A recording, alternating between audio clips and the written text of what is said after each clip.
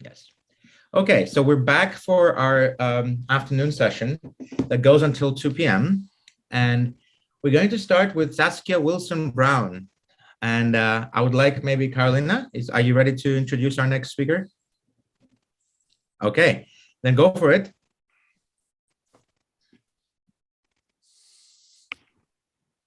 Is Saskia with us, by the way? Are you here? Oops, maybe she needs a reminder. Oh, I emailed her. I think okay. She might have assumed that she's later because we did some last time. Because yes, that's right. Well, I see Stephen and Xun are here. If you don't mind going a little bit out of order, do you mind going first? Perhaps I'll have Stephen, are you ready? I can see I know this is not cool to be doing it in the last minute, but since we kind of flipped the order of we had Michael and Chris in the beginning to talk about these issues, but then we realized it'd be better if they talked after they listened to Xun Gong and Stephen Thaler and Saskia Wilson-Brown than to talk before. So if everyone's okay with this, can I nominate Stephen to go if he's ready? I will accept the nomination. All righty, I'm super happy. And then as we wait on Saskia to appear, if Xun can be getting ready, it's only a 5-minute presentation. Remember, stick to your time limits. The point isn't to explain absolutely everything. The point is to get the audience's attention, give them a jolt of adrenaline for 5 minutes, and then we reconvene at the Q&A, and then we'll have a whole hour afterwards for people to ask you questions. We learned the hard way that this is the way to do it. Yesterday, we found out that it works really well like this. So leave things out. It doesn't have to be complete. It just has to be engaging, educational, and rigorous for 5 minutes. Stephen, you got the floor. Allow me to engage. Yeah. My primary interest over the last 30 years has been this architecture that you see on the left, essentially a brainstorming session between at least 2 artificial neural networks. And the first one, called an imaginatron, is perturbed via what looks very much like volume neurotransmitter release in the brain. But as a result, the network fails to generate memories, but generates slight twists, one-offs on what it already knows, passes it by another neural network that evaluates. You might say it's evaluating for a figure of merit or attaching some meaning to what's going on there. And through a variety of feedback effects, including reinforcement learning, it can bootstrap toward the most interesting, useful, most meaningful ideas. Now, it turns out way back in the mid-90s, I introduced this whole idea to Walter Freeman, who was the famous neurobiologist out of UC Berkeley. And his emphasis was the olfactory bulb of rabbits. And he liked to explain things in terms of chaos theory and lean toward a non-factual brain, one in which the brain is simply providing meaning to what is being seen with no absolute significance down below within the cortex itself. And I agreed wholeheartedly. I said, look, Walter, there's more. This explains probably a very wide gamut of perception, all based upon the level of introduced perturbations into the system. At low or no introduction of perturbation, the network called the imaginatron filters and tries to find a matching memory. If it doesn't, it selectively passes it to the perceptron to evaluate for meaning.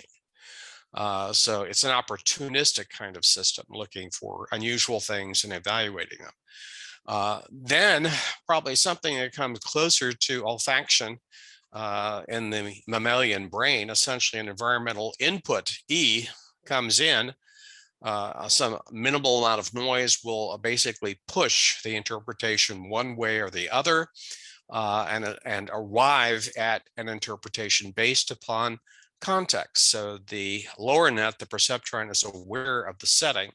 So if we've got something coming in that looks like or smells like bacon, could possibly be ham, it could be a pork chop cooking. Basically, it starts juggling interpretation until the perceptron says, aha, we're sitting at IHOP at 8 o'clock in the morning, probably bacon. more likely. So it's basically going to reinforce that particular idea or keep juggling interpretations till it finds something that is self-consistent. But finally, there is a delayed kind of perception going on in which the imaginatron, the upper neural network, has learned a number of different memories. And the perturbation level signified by these blue lines, these are synaptic perturbations.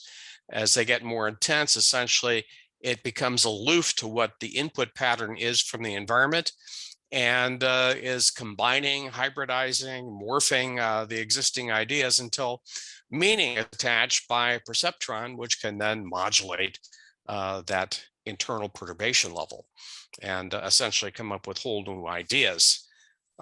Now, Walter and I agreed that, yeah, I pretty much had captured the nature of the olfactory bulb and higher level function in cortices in the brain. And he suggested it was GABA that was the volume neurotransmitter. And of course, I did many experiments even before those discussions in which I was making bigger and bigger imagitrons and then relaying them to big associative neural networks to attach all kinds of multisensory meaning to what was going on. The problem is the more neurons involved, as we approach the number of neurons in the brain, 10 to the 11, 100 billion, we had to square that number to arrive at the number of necessary synapses. So it became very impractical in terms of size and training with the synaptic connections going up square of the number of neurons.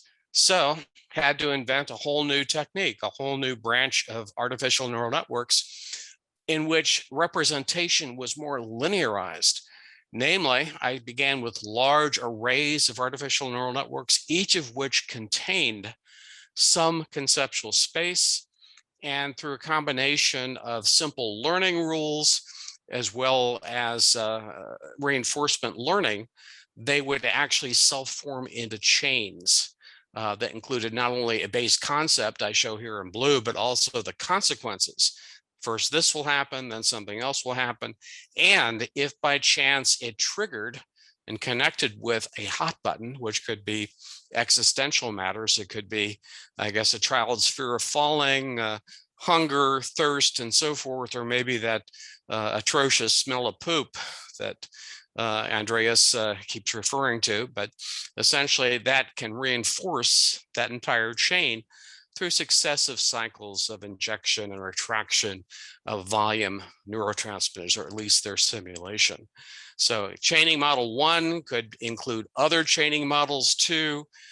We could have the equivalent of the auditory nervous system, listening in, forming chains to represent what's being heard, touch, what's being felt, and then finally olfaction.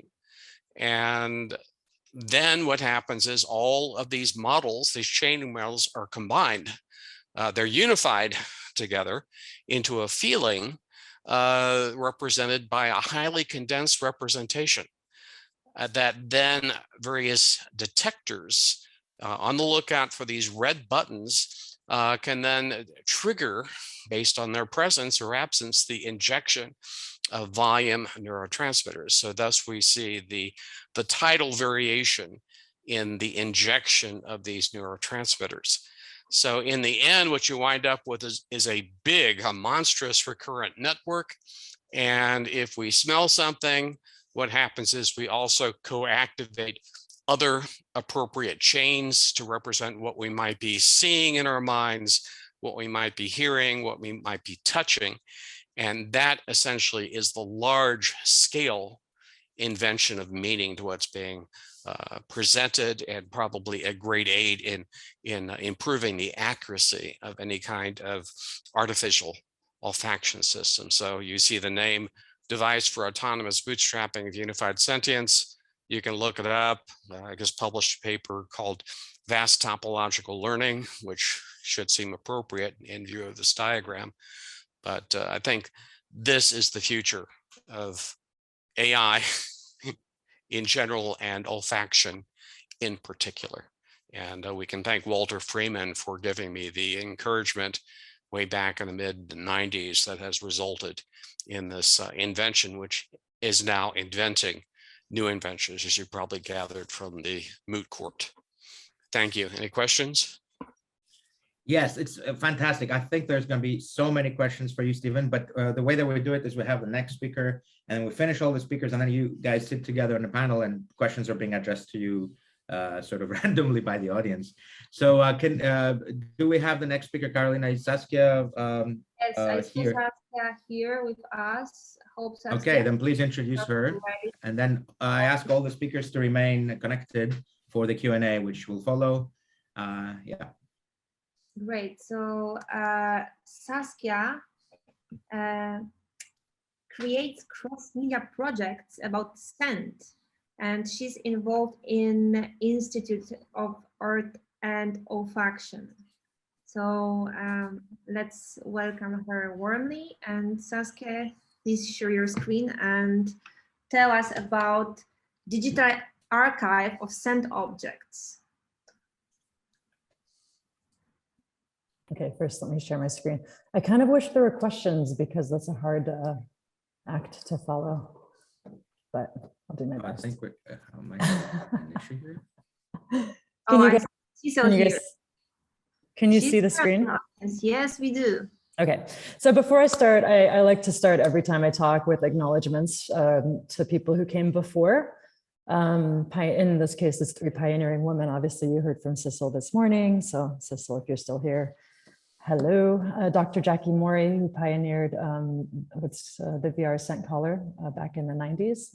And Dr. Gail Knowles, who did a project called World Sensorium in 2000. So, okay. I'm going to give you a brief introduction to a project and process. And I know, Carolina, it was meant to be 5 minutes, but I tried my best and I can't get it under 7. So I hope you'll bear with me. Okay, we will. Okay, I'll be entertaining.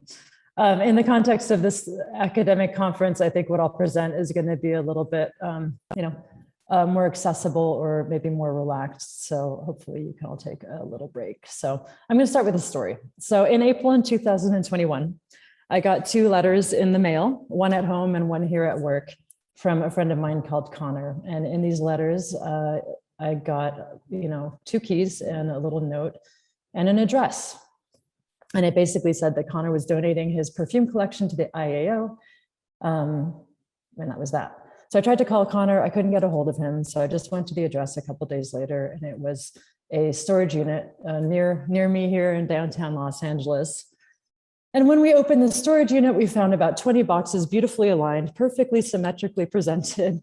And on the top, there was another letter, which contained a reiteration of what he had said, which is that he's donating all his perfume to the Institute for Art and Olfaction.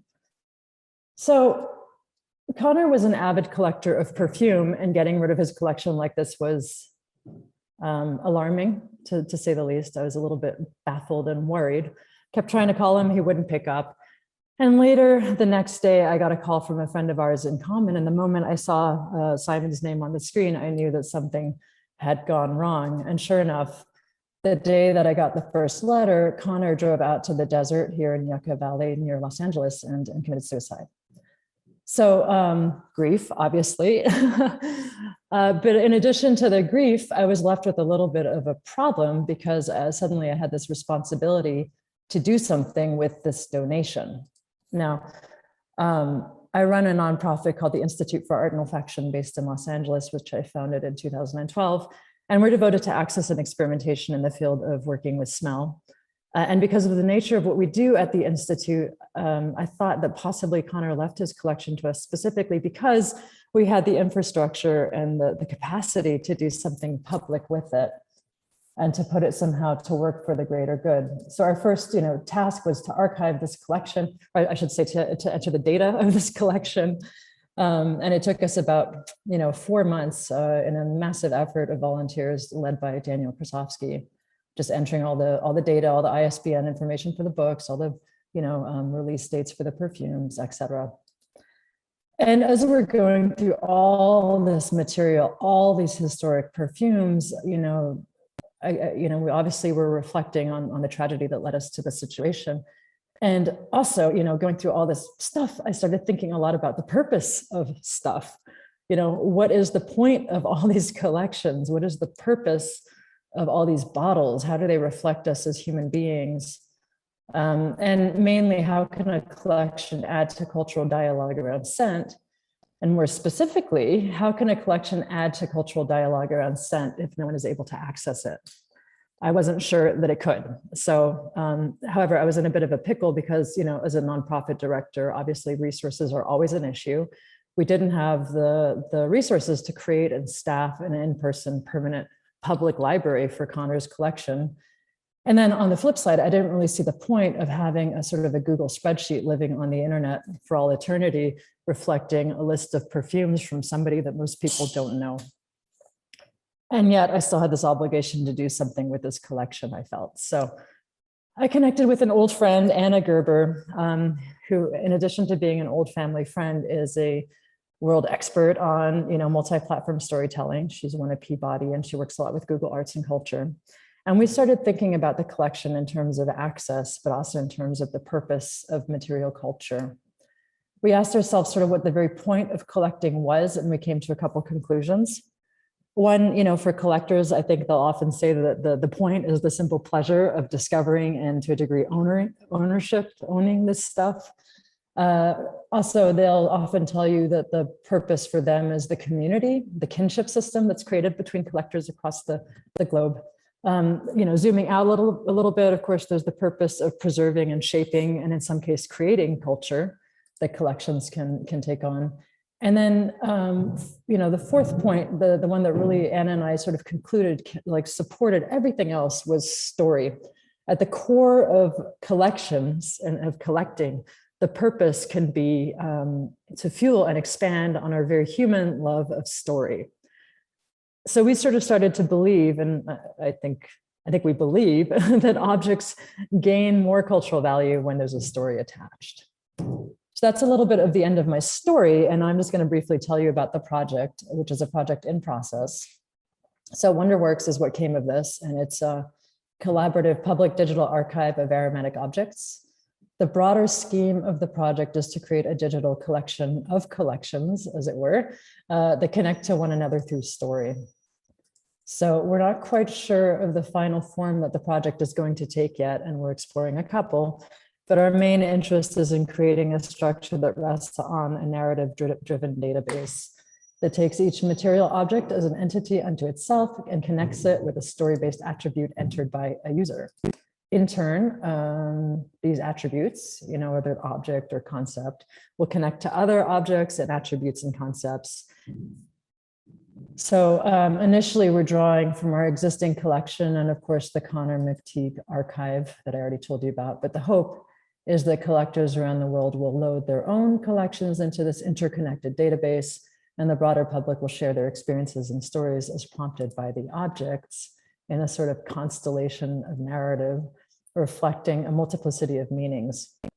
And these meanings, of course, will be informed by objects that someone somewhere collected because it had some sort of value to them. So before I end, and I'm done almost, I just want to share a couple of the thoughts informing the project, the ethics, as it were, of what we do. It's based on some fundamental assumptions, which you can see here on screen. The primary one I would say for this project is that a multiplicity of cultures always beats a single narrative. And I want to thank you for your time. I apologize for using my time to sort of advertise a project, but thank you so much. Yeah. No, thank you. This was great, and I think please stay on. We'll have so many questions about how your digitization of this can be perhaps fed into Davos. Yes. And what's missing in between is that connected. I mean, you have the how do we fit it into Davos? Now, I would like to welcome Dr. Gong, who is from, I don't know him personally, but I know a little bit about the technology he's going to describe, and he comes to us via Professor Michael Strano's group in the chemical engineering department, who have a very broad interest in many things that my group has also been working on for over the years. We always kind of see things in parallel with plants that can talk to us in various ways, and I'm very excited to hear his presentation on how we can try recognizing molecules with nanomaterials. And you should all think of it as part of a cloud of technologies that are coming online now out of MIT and elsewhere that basically are giving us a superpower, a new power to look at the world through the lens of molecules. So please take it ahead, Dr. Gong. Thank you very much for the introduction. Can you hear me okay? Yes, you're perfectly great. audible and visible. Yeah.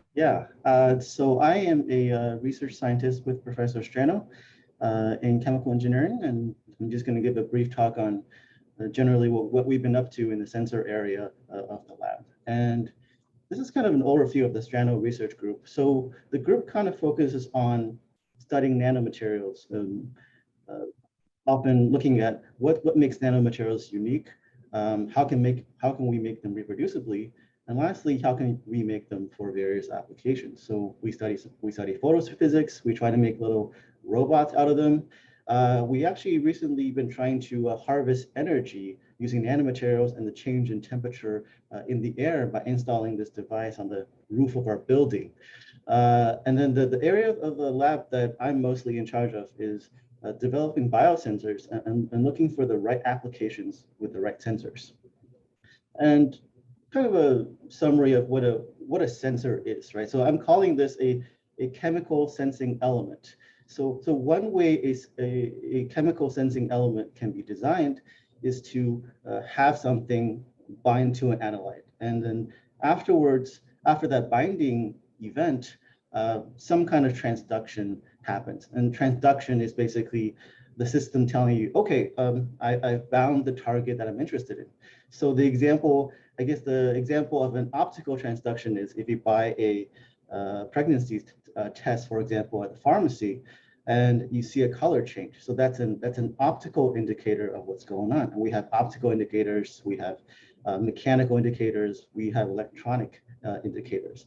But one distinction to make here is that there are chemical sensing elements, but then there are sensors. And in my mind, sensors, in addition to collecting data, also collects enough data to provide information about the system. So kind of an input to the perceptron type of model that was mentioned earlier. So about the technology in the lab. So we call this corona phase molecular recognition. So I'm going to kind of break down the terms a bit. So I'm sure you've heard the word corona, at least in the sense of a solar corona, which is kind of this ring around the sun. And in the biological sense, we often refer to a protein corona, and that's when you put a nanoparticle into the body, and your body's proteins kind of attach onto the particle and adjust its composition over time, and that eventually kind of determines how that particle will end up inside the body. So very important for therapeutics. But what we do here is something called corona phase engineering, and the idea is that if you take a nanoparticle and if we can design a corona phase on the surface such that it binds to a target of interest, and the particle can tell us that this binding event has occurred, then it kind of satisfies the paradigm from the previous page. In other words, we've created a sensor element. So in our lab, we work with single-walled carbon nanotubes, and we've been designing these corona phase molecular recognition elements. And fortunately, in the case of these carbon nanotubes, they have a fluorescence or photoluminescence phenomena.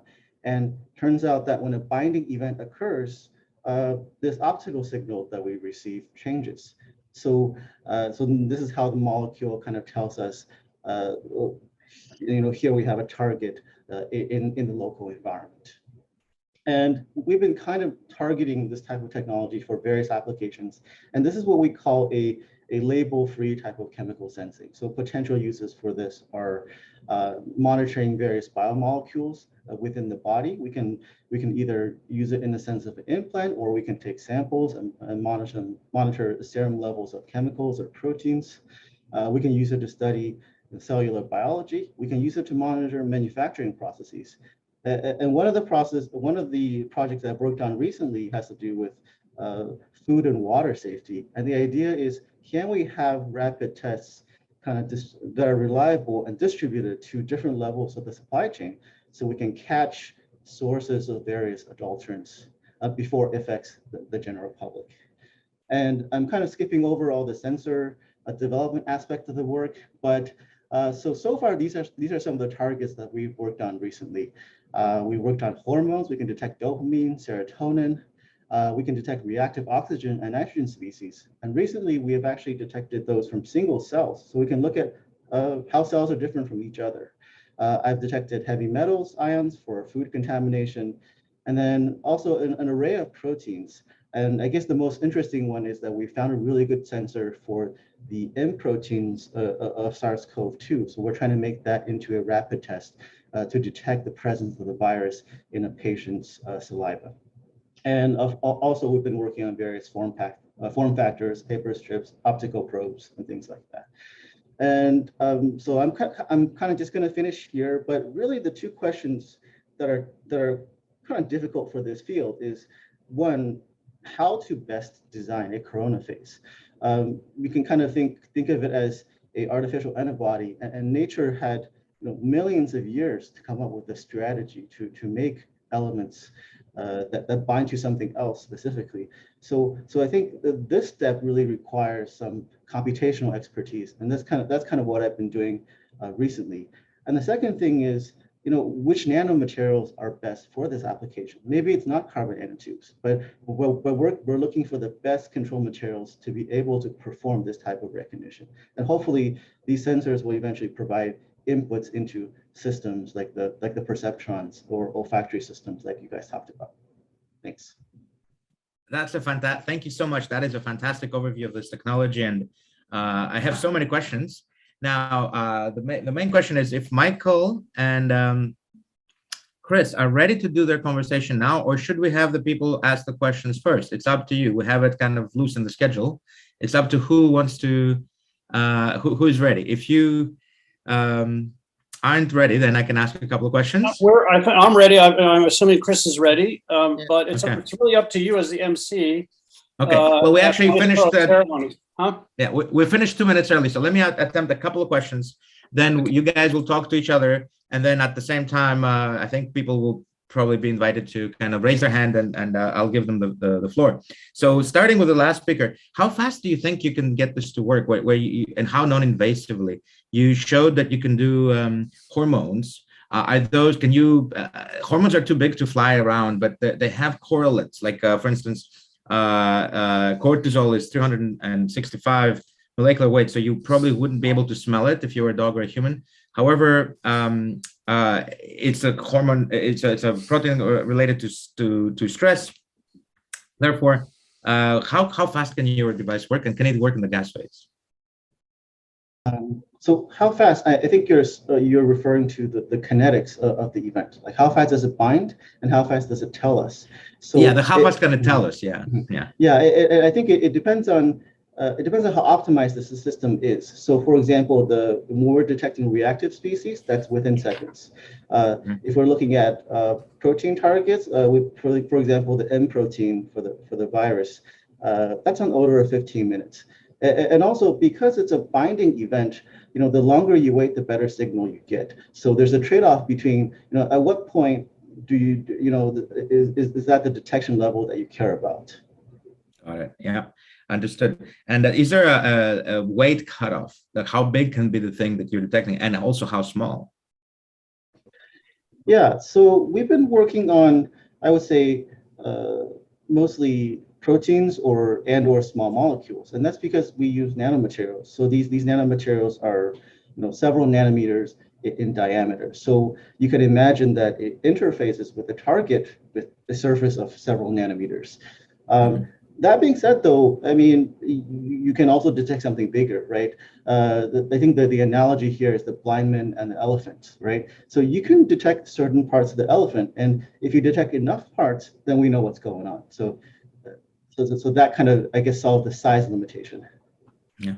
So thank you for that. There's a question for I think it's for Stephen and Saskia. Somebody put it up here that says, well, how do actually for all three of you, because I think maybe Dr. Gong's technology or anything similar to that, perhaps something like what we've been developing, or some of the other things, anything that's sort of fast and miniaturized might be the interface that Saskia needs to talk to Stephen's AI, olfactory AI, and vice versa.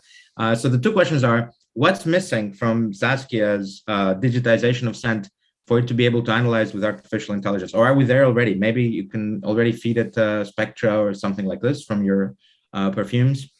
and fragrances, and vice versa. Is there something that can be informed by Davos back into the generation of perfumes? And we had this also question from Stuart Firestein from Columbia University, who isn't here now, but he actually emailed me this question to ask of you people.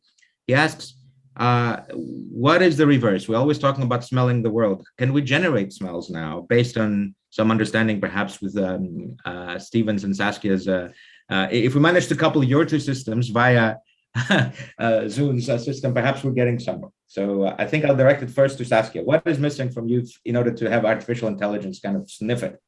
Well, I mean, we have to build it, the thing. So everything is missing at this stage. So you think the interface, right? Because the AI, I think, Stephen, if I understood you correctly, your AI is basically sniffing, or at least experiencing in a, maybe in quotation marks, maybe not, since we learned this morning that it is being recognized as with personhood, at least for the purposes of inventorship, by at least two national court systems, one in Australia and one in South Africa.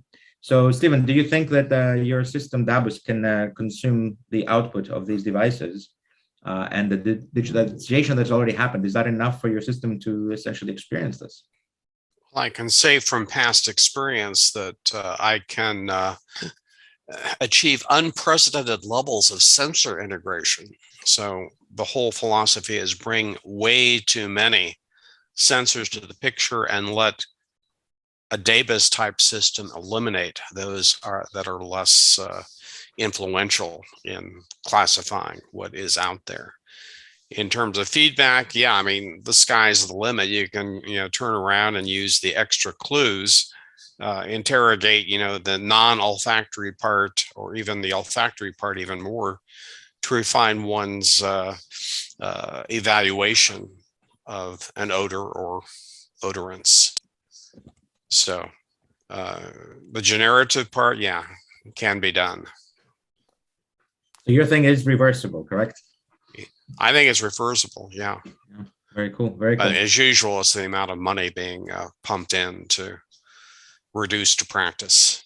And I resonated very strongly with Saskia's comment that more cultures, more perspectives always win. This is something I've been always realizing over and over, that the team or person who wins at whatever metric it is relevant to winning is the team or person with the access to the most perspectives. To be able to see this thing this way and this way and that way and this way is actually winning versus seeing it really well from one perspective.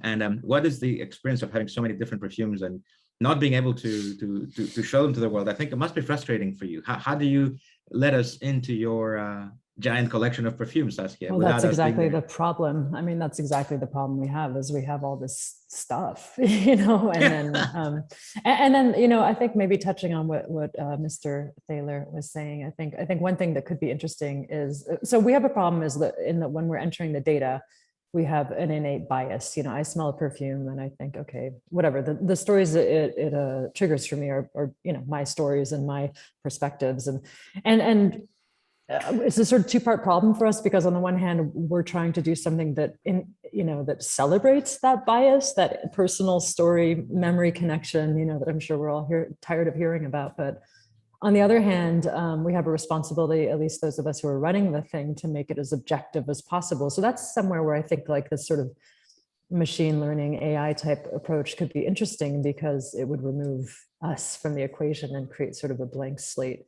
data set for the sense, But again, it's a two-pronged problem, because on the one hand, we could use that bias. So I don't know.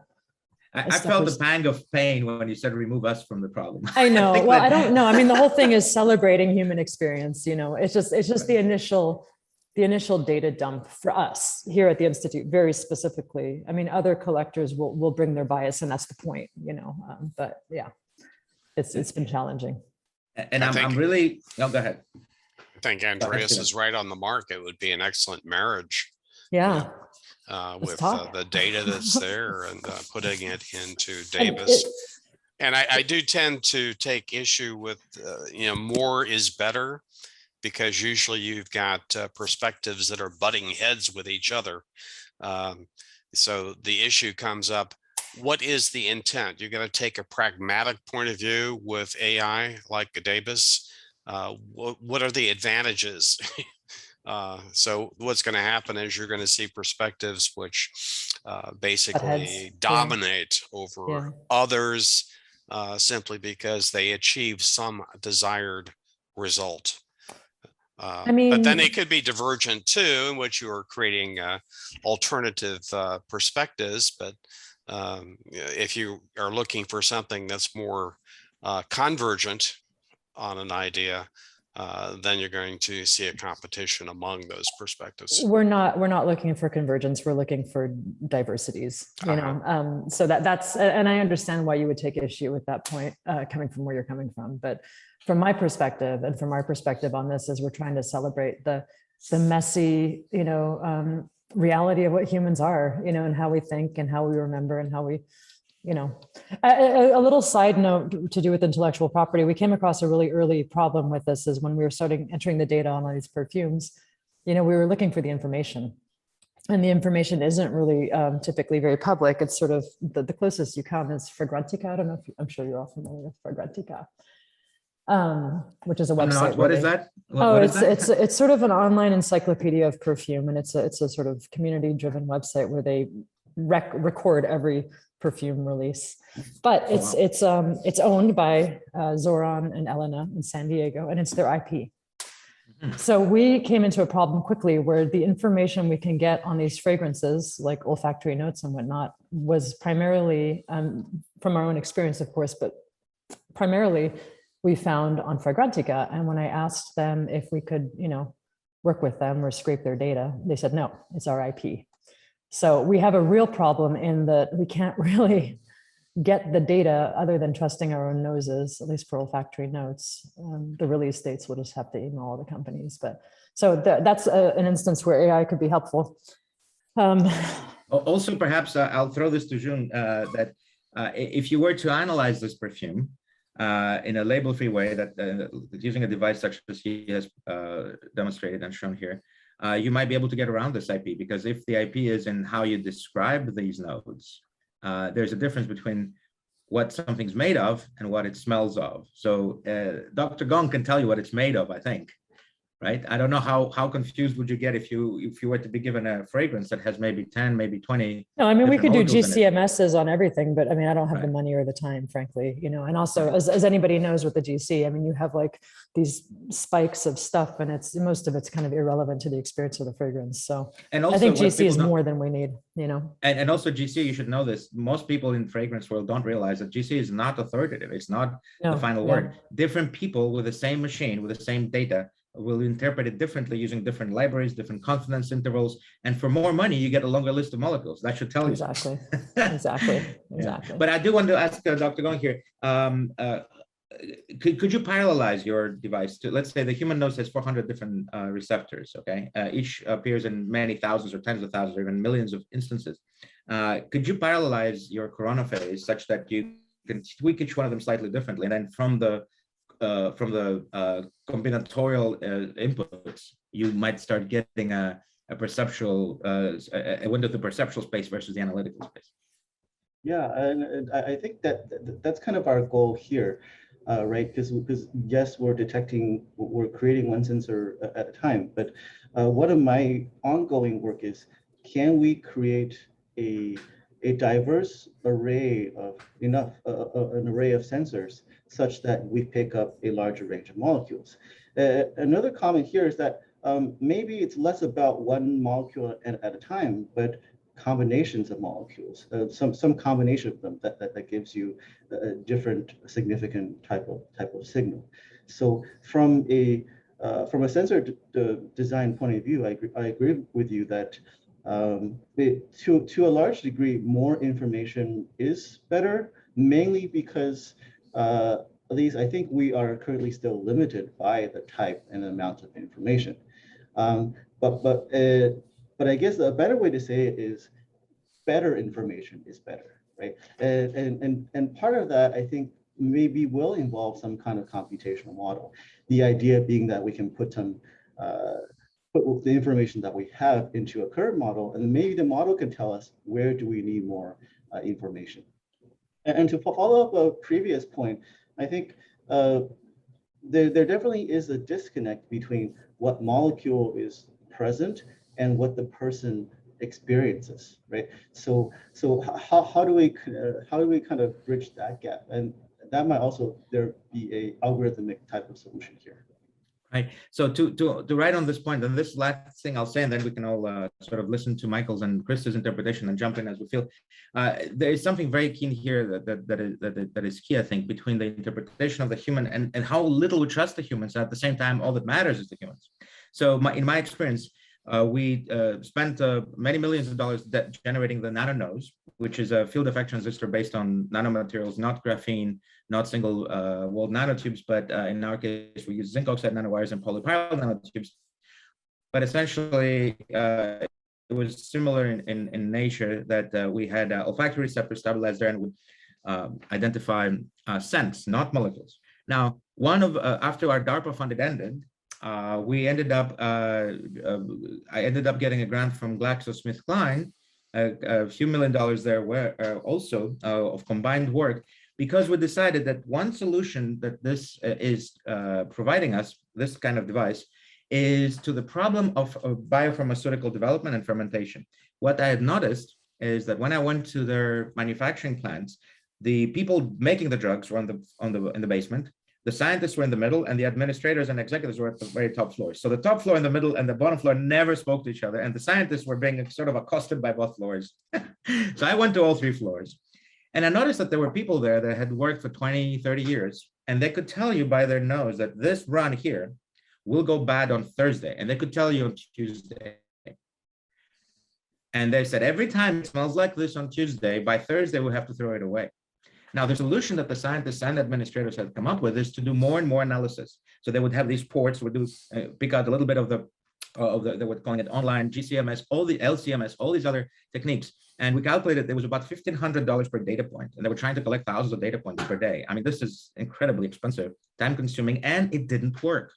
So I told them, why don't you just trust the guy with a nose? And like, well, how can we trust the guy with a nose? We're talking about hundreds of millions of dollars here. If this guy has a ulterior motive or has the sniffles, or maybe he was exposed to perfume, or maybe he doesn't know what he's talking about, maybe whoever, right? So we don't trust the humans.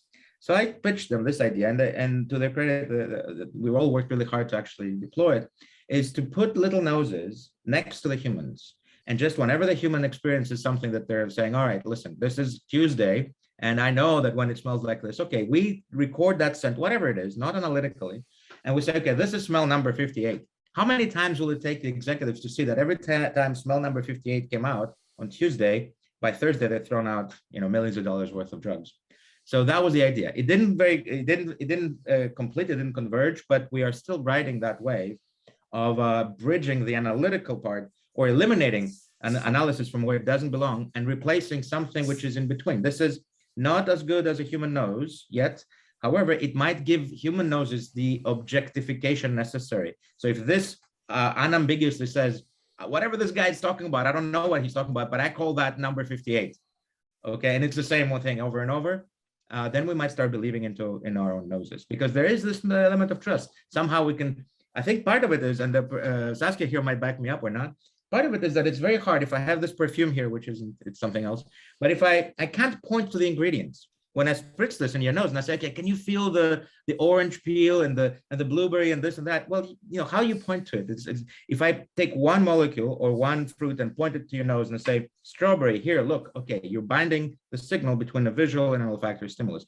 But in a complex thing, such as a perfume experience, which is a beginning, a middle, and an end when you sniff it in, how do you point to the various characters? That's why fragrance chemists and perfumers take so long in school just to learn the language, because we're trying to talk about it with words. So we're trying to use our ears and our eyes to read words and numbers and concentrations and names of molecules. Something like this would allow you to go straight from the experience to an unambiguous sort of number that everybody can agree on. This is smell number 58, and that's all it is.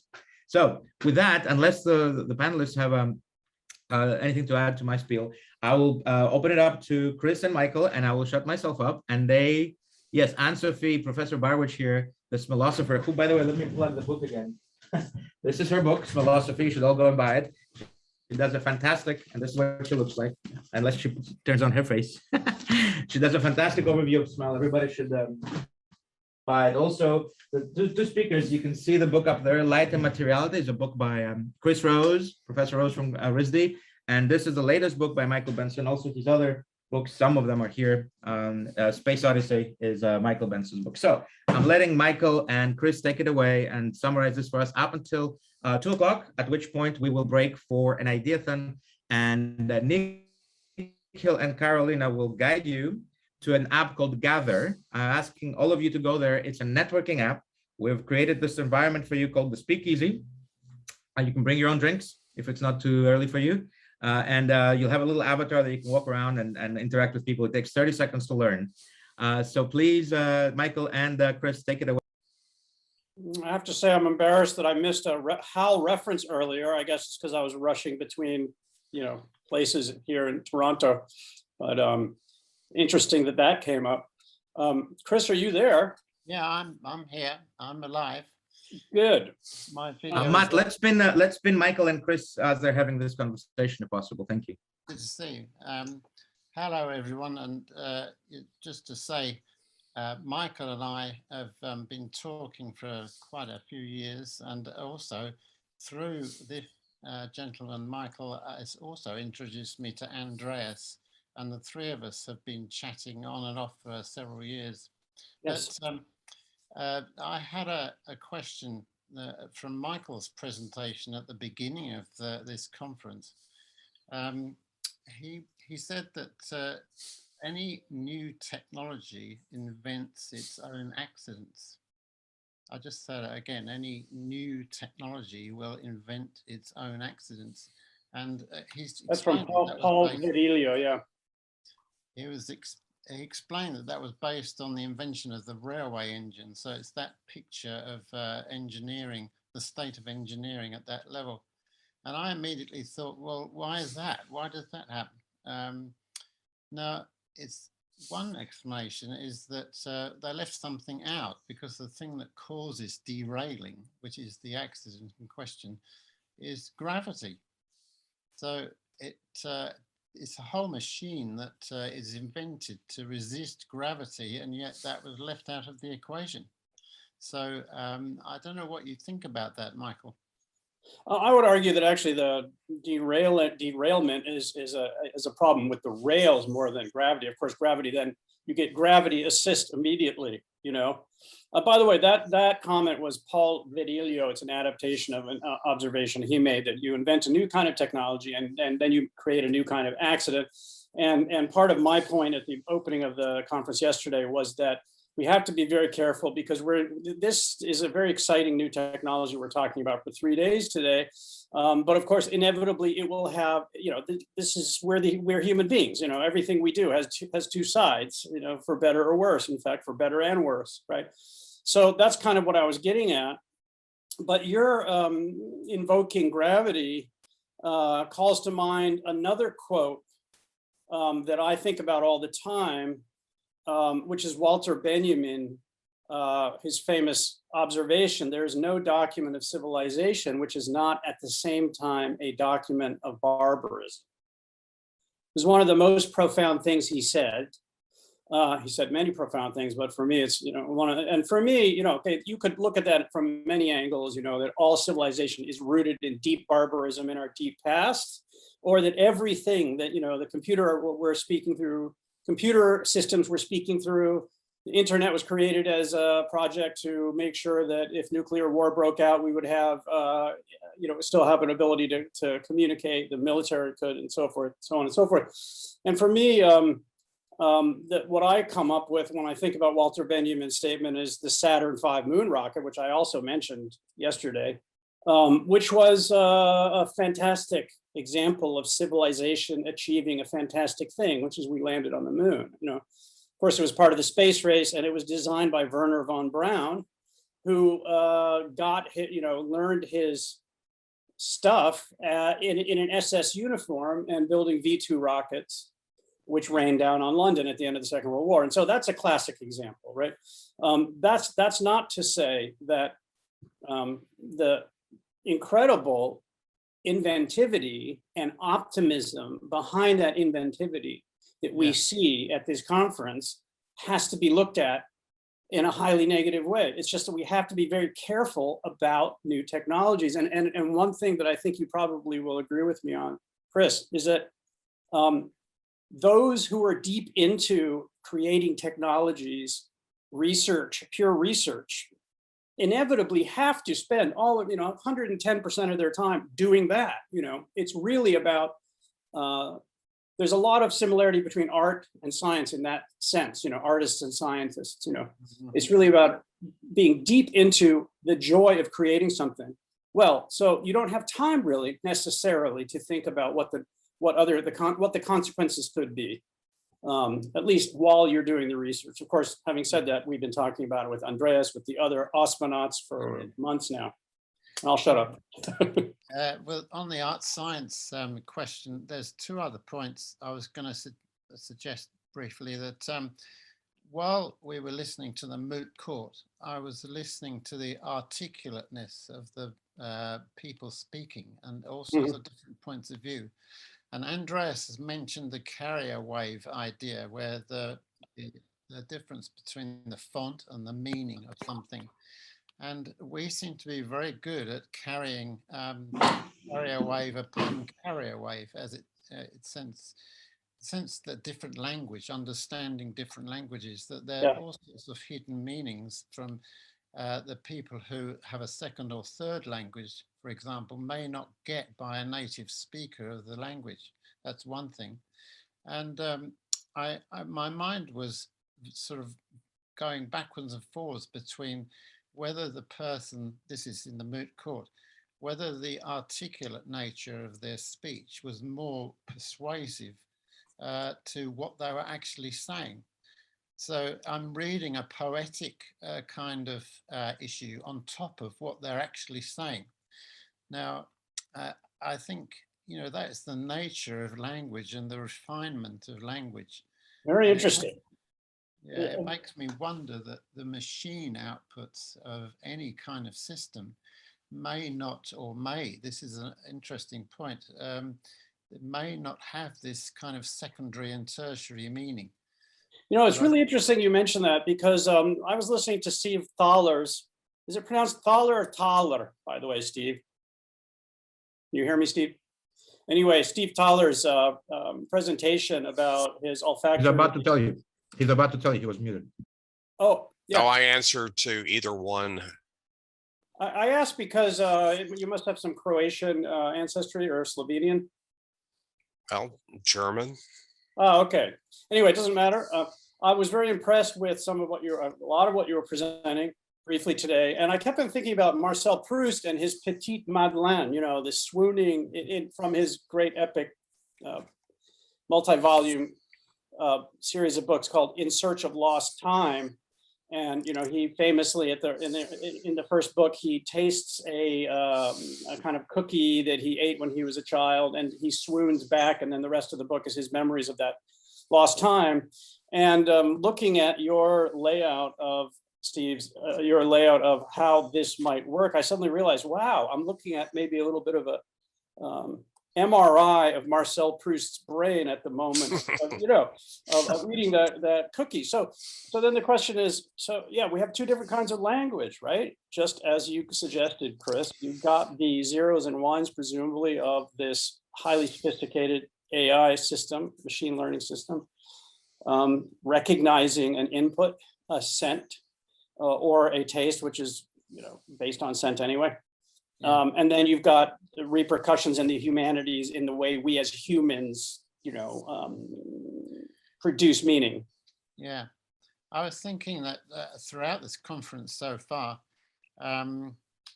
we've been talking about certain interior details of things that are, separate components, and how one component relates to another, and in a sequence of linear things. But in nature, there's a phenomena called autopoiesis, which is that, when cells divide and when a particular species is maturing, these things, the cells are multiplying, but it knows when to stop, and it stops when perfection is reached.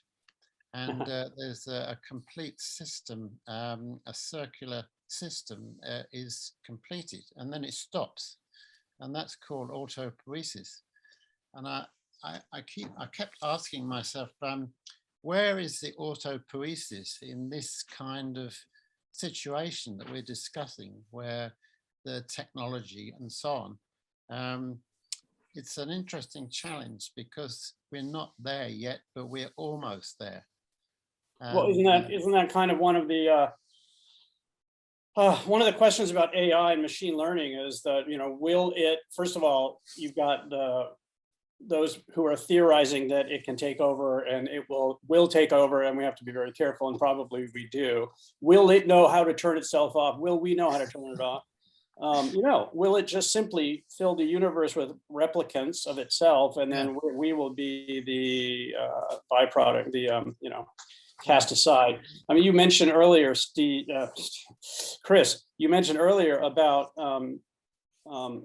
you mentioned Hal earlier and how it all comes back to Hal. So with Hal, was it that, he said this mission is too important for me to let you endanger it, Hal ended up being turned off by a human. Had to struggle. He had a life-threatening sequence of events to succeed in turning him off. Right. No, exactly. Could I jump in? Sorry, I'm so sorry to interrupt, but it's too good of a moment for me to not jump in and ask Stephen what he thinks of this, because his AI has been recognized with personhood now for inventorship.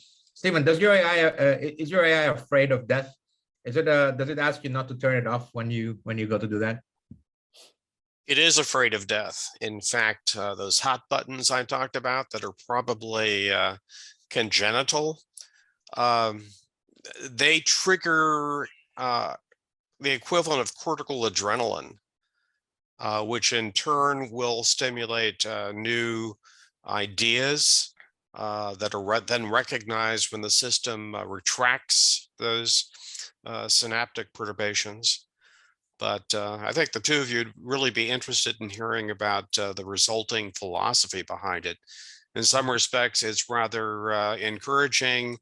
On the other hand, it's rather nihilistic in that, gee, you watch these systems at work and say, well, if this is the brain, then nothing has any meaning whatsoever, because you see semantic chains building with circular definitions, and meaning fades away, if you think about it. And in terms of autopoiesis, self-perfection, the system is opportunistic. It's trying to achieve advantage and avoid disadvantage. So, well, yeah, perfection. Is it being coerced? Huh?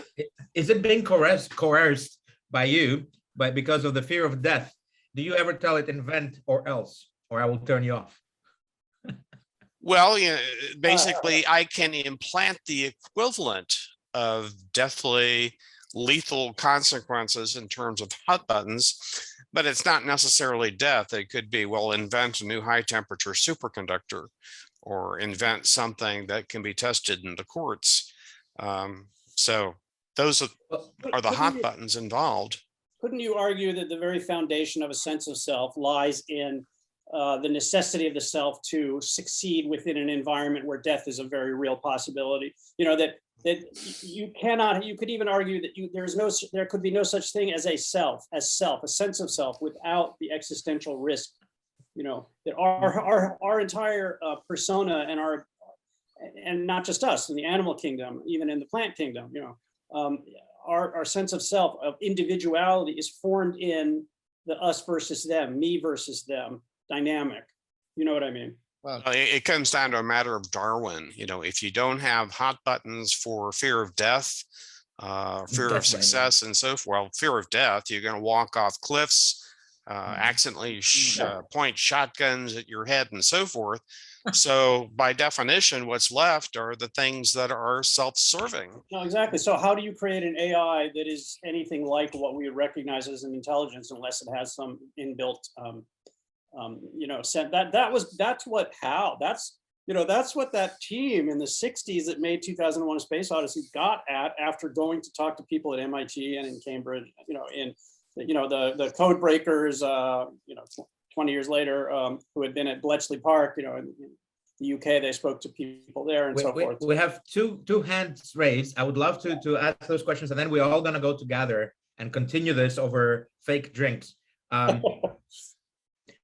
But I'm going to stop, ask those two people to speak after I ask Stephen and Xun Gong to eventually talk to each other about the question of how do you invent better corona phase? How do you select the corona phase? Maybe Stephen's AI can help you invent and find a path towards selecting the right corona phase for each nanoparticle. So Dr. Joseph Azzarelli has a question, and I think I saw Susan also. Nice Dr. talking to you, Susan Chris. Shipman. Go ahead, Thanks, Michael. Joseph. Chris. Yeah. Thank you, Andreas. So I actually wanted to talk a little bit about that concept of, can you control an AI or can you turn it off? And perhaps you can't turn the AI off, but I'm wondering, in some way, the fuel of the AI is the data streams, and that's sort of what it's constantly refreshing into. And so perhaps there's ways where you could create gating or some sort of control mechanism of, if it misbehaves, you penalize it by blocking data that it would be retrieving and utilizing for its decision making. So I wonder if there's something around, should there be an architecture of spigots of that data, such that if it starts to go sideways in some sort of way, you can create a very real penalty to the AI. And I think that that's particularly salient in this entire conversation, because we're talking about this sort of invisible information that currently the AI has not learned on yet. It doesn't have that yet. And so, this I think is a unique moment in time where perhaps we could sort of, preconceive of how we might do that with this novel new data that is potentially so impactful. Well, the easiest way of controlling it is by interfering with actuators as opposed to sensors, the information flow. But I mean, don't we do this with people too? I mean, people go awry too, and we essentially give them free room and board, where it's safer to exist. And lessons are taught to this AI. I mean, I've been accused, well, you taught it. Well, how many of us could do anything at this point in our lives if there were no mentorship by parents, by society, by academic institutions? The thing is, there are moments when we have revelations, when things come together in tremendous deductions or inductions, excuse me. And things are taught. I mean, I was shocked one time, in devising these new inventions that are now under scrutiny, because the system came up with other ideas, and some were very wrong. I mean, in terms of signaling for help, I think that Davis suggested setting a dog on fire. And of course I said, well, that's a terrible thought. I'm an animal lover, at the highest level. So I had to correct it and say, no, that is wrong. So it was an iterative process that probably took about 3 months. And again, I want to correct the misconception. I did not create an invention machine. I was building a system to explore the questions of consciousness and sentience. And it just so happened that a byproduct of that process were some products of the process were these two new inventions that are acting as the test cases. So, Steve, I wanted to interject that earlier you mentioned meaning, and if it becomes circular, there's a nihilistic tendency. But the issue with us humans is surely that everything is a relational property, that things don't exist. There is an inherent property in things that has meaning. So, there is a point of view which says things in themselves don't contain anything. They don't contain any meaning. but they do have meaning where they're a relationship with us, such as what effect is it going to have on us? This is in the short term. So it's like taking steps forward all the time through things that are relational. Is it advantageous or disadvantageous to us?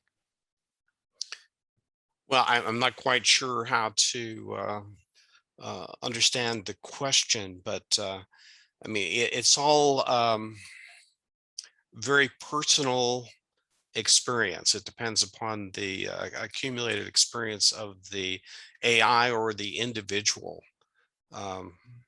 What word am I looking for? Hello. Okay. I mean, it depends upon personal experience, whether it be a machine or a human being. Yeah. Steve, maybe you could explain a little more what you meant with this circularity going on in the AI. You know, because that could be a kind of reification, you know, kind of re-laundering the thought to try to verify it. I don't quite get what you meant. Well, I mean, it's like the courts asking, what is a person? Yeah. And, you know, if you watch Davis in action, what is a person?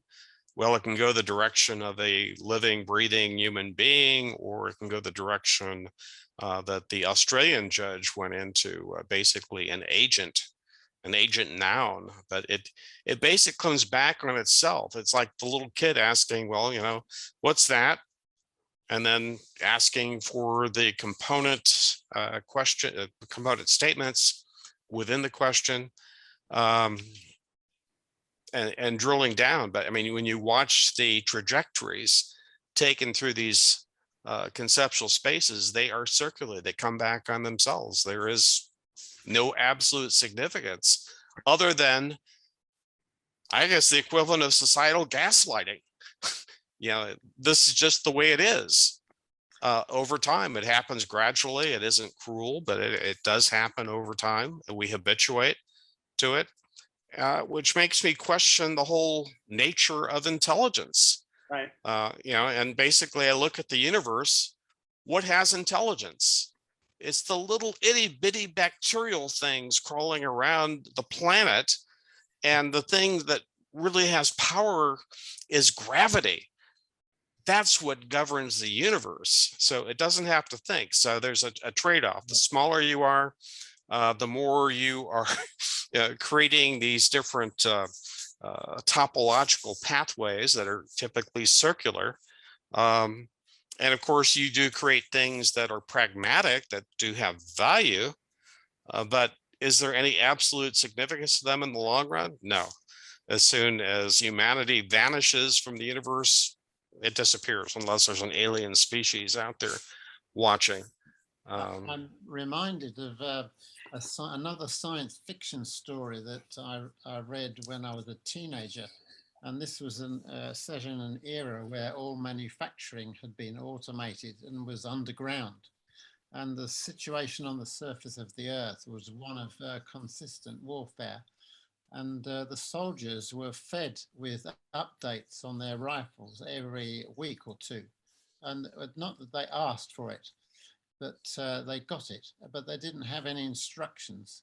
So they had to learn how to use. Yes, Saskia, I can hear you. Can you hear me? Yeah. Andreas, you're not muted.